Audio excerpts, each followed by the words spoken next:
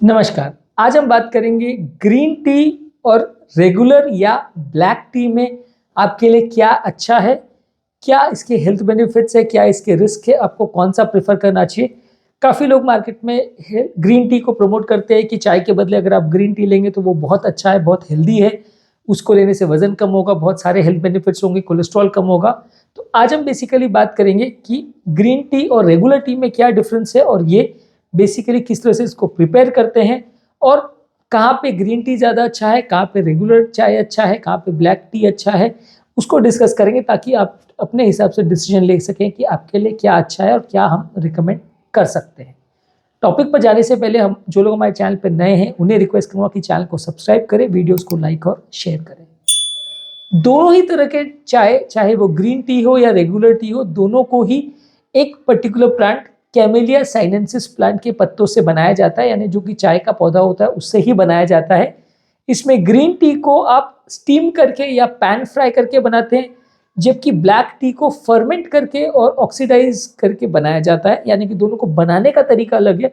जो पौधा जिससे दोनों बनाए जाते हैं वो सेम है। ग्रीन टी के लिए स्टीमिंग या पैन फ्राइंग करते हैं और रेगुलर टी के लिए आप उसको फर्मेंट या ऑक्सीडाइज करके बनाते हैं। तो बेसिकली दोनों में अलग तरह से प्रोसेस करने से उनका फ्रेग्रेंस, उनका अरोमा, उनका प्रॉपर्टीज, उनका फ्लेवर सब चीज़ चेंज हो जाता है, जिसकी वजह से दोनों में डिफरेंस आता है। पहले बात करेंगे ग्रीन टी में क्या फ़ायदे हैं, फिर बात करेंगे ब्लैक टी या रेगुलर टी में क्या फ़ायदे हैं और फिर फाइनल इस पर आउटकम पर बात करेंगे।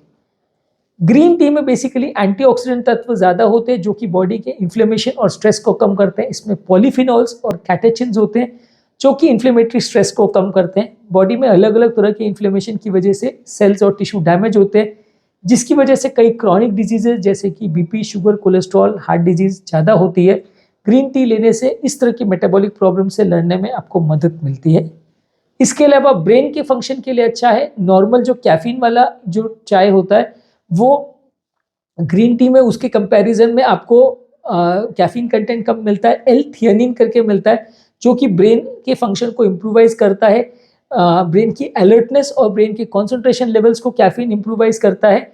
और एल थियानिन जो है ब्रेन के स्ट्रेस को कम करता है, ब्रेन के टेंशन को कम करता है, ब्रेन को रिलैक्स करवाता है। इससे आपकी कॉग्निटिव फंक्शन और आपकी मेमोरी और आपका मूड अच्छा होता है। तो ब्रेन के फंक्शंस के हिसाब से भी ग्रीन टी अच्छा माना गया है।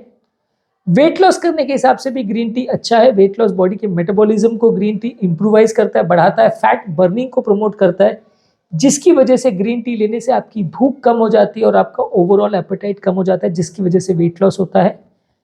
इसके अलावा ग्रीन टी या हरी चाय लेने से आपका कैंसर होने का रिस्क कम हो जाता है। ये 100% कैंसर प्रोटेक्टिव ऐसा नहीं है, पर कैंसर होने के चांसेस इससे थोड़ा सा कम हो जाते हैं। इसमें जो पॉलीफिनॉल और कैटेचिन्स है वो आपके अलग अलग तरह के कैंसर्स के रिस्क को कम करता है, खासकर ब्रेस्ट, प्रोस्टेट और कोलोरेक्टल कैंसर में आपके लिए डेफिनेटली बेनिफिशियल है।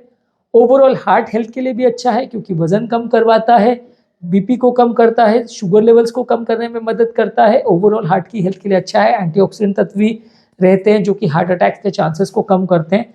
तो हार्ट पेशेंट्स की जहाँ तक हम बात करें वहाँ ग्रीन टी अच्छा है, यानी कि वजन कम करने के लिए, ब्रेन के फंक्शन कम करने के लिए, बेटर करने के लिए, हार्ट के प्रॉब्लम्स कम करने के लिए, ब्लड प्रेशर के लिए और कैंसर के लिए, ये सारी चीज़ों के लिए ग्रीन टी को ज़्यादा फायदेमंद माना गया है। देखिए, रेगुलर चाय में आपको एक चीज़ समझना ज़रूरी है कि रेगुलर चाय में अगर आप बहुत ज़्यादा मात्रा में दूध ले रहे हैं, बहुत ज़्यादा मात्रा में शुगर ले रहे हैं, तो वो डेफिनेटली आपको नुकसान करेगा। वहाँ तो ग्रीन टी ही डेफिनेटली बेटर स्कोर करेगा, क्योंकि ग्रीन टी में आपको एक्स्ट्रा शुगर नहीं जा रहा। ज़्यादातर केस में आप उसको लेमन डाल के या शुगर फ्री डाल के वैसे तरह से लेते हैं, तो एक्स्ट्रा शुगर नहीं जा रहा, एक्स्ट्रा मिल्क नहीं जा रहा, एक्स्ट्रा कैलोरी नहीं जा रहा, तो आपको कुछ डेफिनेटली बेनिफिट मिलेगा। तो रेगुलर चाय से अगर हम कंपैरेटिव एनालिसिस करेंगे तो डेफिनेटली ग्रीन टी आपके लिए बेटर रहेगा। अगर हम ब्लैक टी की बात करें जो बिल्कुल शुगर के बिना आप बनाते हो और उसमें दूध भी नहीं डालते हो, तो वहाँ पे कंपटीशन थोड़ा नेक एंड नेक हो जाता है, क्योंकि वहाँ पे ग्रीन टी और ब्लैक टी दोनों ही कुछ तरह के बेनिफिट्स करते हैं। ग्रीन टी के बेनिफिट्स हमने ऑलरेडी बात किए, अब बात करेंगे ब्लैक टी के बेनिफिट्स के बारे में।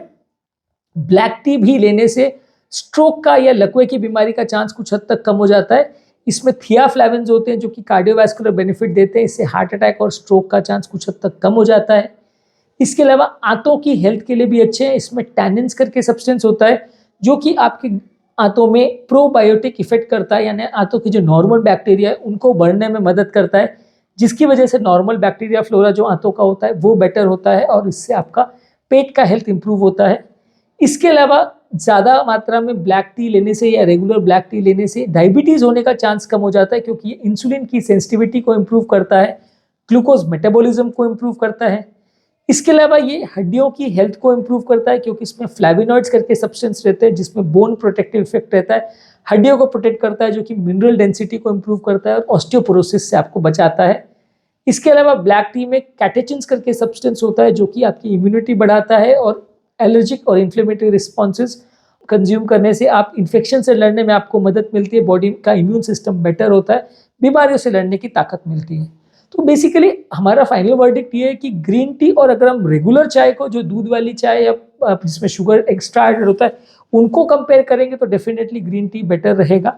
ग्रीन टी और ब्लैक टी को अगर बात करेंगे तो दोनों लगभग बराबर है। कुछ बेनिफिट्स ग्रीन टी के हैं, उसमें एंटी इन्फ्लेमेटरी वजन कम करने के बेनिफिट्स ज़्यादा है, हार्ट अटैक को वो भी थोड़ा सा कम करता है।